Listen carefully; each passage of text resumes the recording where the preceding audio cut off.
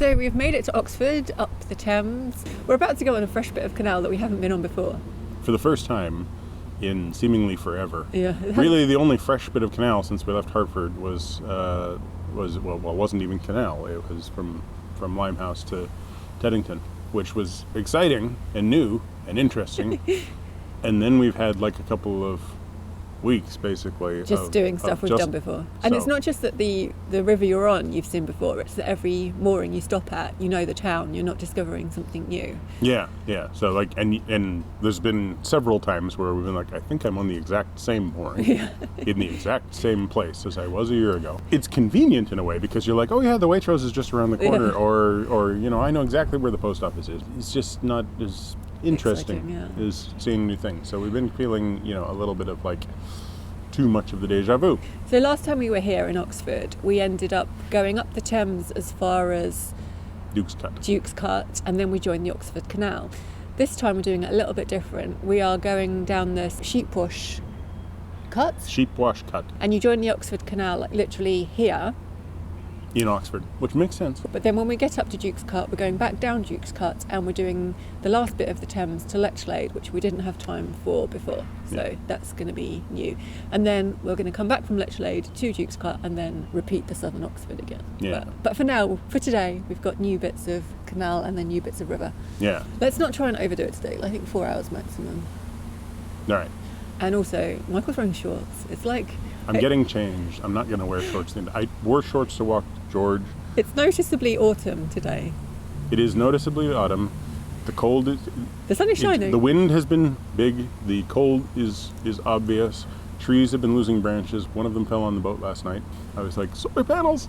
So last time we did this bit, the reason we did the river to Duke's Cut is because everyone said, oh, it's much nicer, it's much nicer views. Yeah.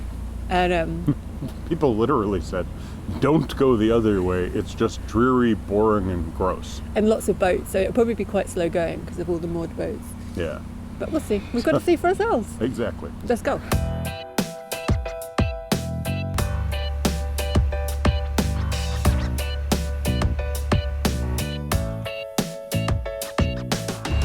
So Jo has walked up and across the bridge into Oxford, and she's going to turn up and walk up the Oxford Canal from the basin down here, which isn't really a basin and where I wouldn't really be able to turn around from the looks of it. I'm going to go up to Sheepwash, turn down Sheepwash, and then we'll meet at the lock. So George and Jo get to walk one section of the canal that the boat won't go on, and then we'll meet up together. I will get to do Sheepwash on my own. It's an exciting time.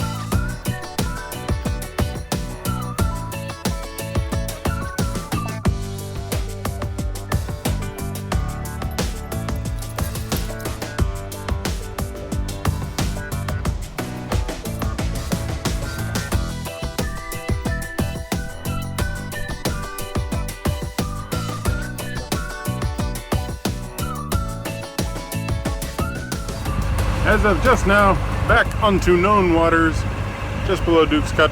That's where we ended up mooring up when we sort of couldn't move up the next lock because somebody else got jammed in and the water was low.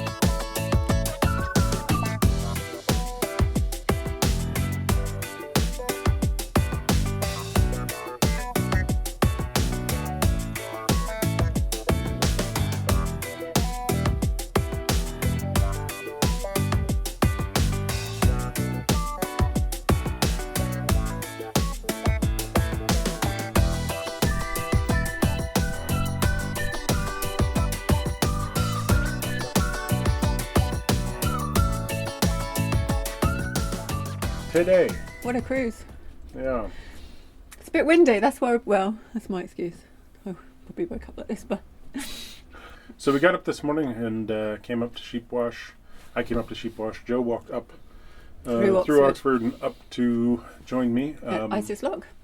Where I turned towards Isis Lock, and I was a little bit worried that I'd gone down the wrong pathway, because you turn under this bridge and immediately you're faced with kind of half a railway bridge where it's just been carved through, and there's just all these pieces of ex-machinery hanging out, and they've all been sort of welded in half, and it's very narrow, and I'm just like, am I in the right place? And then it was the right pathway. It was the right pathway. Got over, turned over Isis Lock, up, moving. And I walked a bit from below Isis Lock, because you can actually go down, and there's lots of permanent moorings, and there's a couple of 48-hour moorings down there as well, but you said you had to be, the turning point's only... Yeah, I saw a sign that said there's limited visitor moorings, and the largest winding hole is 30 feet. So you either have to reverse down or you have to be little. Yeah. But immediately I was just like, oh, it's so nice to be back on the canal. Like, it just felt so lovely. And we've been given the impression by people that we should avoid this section. Like, that's what happened last year. We talked to like 4 different boaters, and they were all like, go up the Thames to Duke's Cut. And they made it sound like it was... Like you won't get mooring there, and it's really slow because of all the boats. Really slow, narrow, overgrown, and dirty. People were talking about it as being really gross. It wasn't dirty at all. There was very little litter. There was lots of like Agenda 21 moorings, but not as many as I thought there would be. And they were just like normal permanent moorings where, people spill out onto the towpath a bit and make it theirs with a little garden or whatever. But other than the sign saying it was Agenda 21, you would have thought it was just regular permanent mooring. Yeah, it was quite nice. And there was... There's loads of visitor mooring. Loads. Lots of visitor mooring. There were quite a few sections where it was fairly narrow, and I had to move pretty slow because it was shallow. And it wasn't like super slow. It was just, slower than the Thames. There was a couple of lift bridges. One lift bridge was open. One lift bridge, I couldn't lift it. It was impossible. First of all, I made Michael pull over so I could get my keys. Turns out it didn't have a lock on. and then like I couldn't. I was like lifting it. I'd get it to a certain point, and then like the balance was wrong, so I couldn't get it to go all the way. So it would just come back down on me. And then I tried to go across the other side and just pull it down, but I was like hanging off it and couldn't do that. Yeah. So Michael had to come over, and you found it heavy.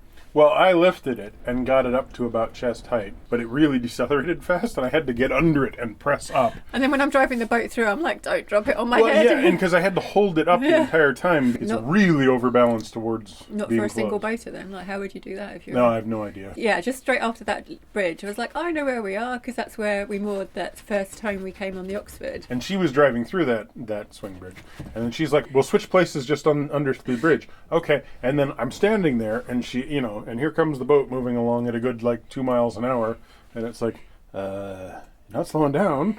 I did slow down. Stop exaggerating. Barely slowed. I jumped on.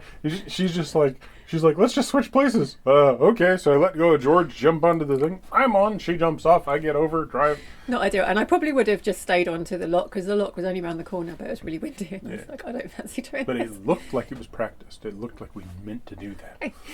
And then Duke's Cut Lock, which basically just wouldn't fill. Yeah, it's really slow.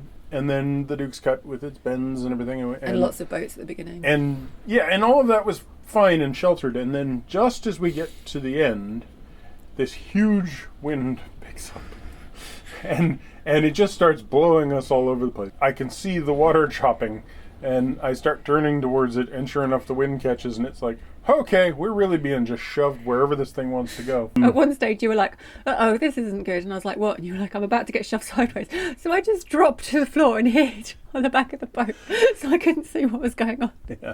I don't think the words I used were, uh-oh, this isn't good, but something to that effect. But enough to make me worry. Vulgar. Yeah, we thought we'd stop straight away because there were some moorings marked on the map, but they were meadow moorings, which is fine because we've ended up on a meadow mooring, but they didn't look that accessible. Like they didn't. They looked a little bit overgrown. It was lots of reeds and stuff. So we kept going. Then we got to the lock, and I screwed up and went to the wrong side of some buoys because there's 2 green buoys and 1 red buoy. I didn't see the red buoy until the last second. Green buoys normally mean you want to keep them on your starboard side, so on the right as you're moving upstream, but it's not always clear exactly which one, and in some cases we've had to end up with them on the other side. But luckily, and then the 2 lock keepers were just doing these arm gestures, like really big, like move over. Look, that way, and I was like, oh, okay. And then I see the red buoy, and I'm like, oh, I've got to be between these buoys, but I'd already missed one, so we ended up grounding out briefly. There's a shoal there that goes only a foot deep. Yeah, apparently it's a massive sandbank under there. The designated mooring with the rings was used. And then he said, just past that, there's a field. If you go past the bridge and around the corner, there's a field. Which is what we did. So Joe goes walking ahead, and I go through the bridge. And as soon as I'm through the bridge, I'm completely at the mercy of the wind. It's like, and there's all these red buoys. And it's bendy, and there's moored boats. It's really bendy, and there's all these moored boats, including Bebe and like 3 other ones that we'd seen before. And the wind just shoves me sideways, and all I can do is try and avoid smashing into the first boat. So the bow of our boat ends up hitting the peninsula of land. That somehow miraculously bounces me out, so I'm facing towards the wind. So I'm like, okay, gun it, and I push forward. I think the shot got ruined at the back because the camera was sitting at the back, and right about the time that happened was when the wind flipped the thing over the camera. So I think there's no shot of this. But I was just like, oh god! And then we were just mooring up, and it's in a really nice field, like. I think it's like it must be a farmer's field because there's cow pats everywhere, although no cows. Although we could wake up tomorrow with like cows outside. Yeah. But just as we were like putting mooring pins in, the heavens opened and started like threatened to rain. But it lasted for like 45 seconds. Yeah, and then it stopped. Just long enough to make me annoyed. So basically, yeah, it's a blustery gale out there. Big dark clouds, lots of water. We're going to be in for a windy night. She's wrestling with a pizza. So thanks for watching. Like, click the bell, comment, subscribe, etc. Hopefully we don't get blown away in the middle of the night.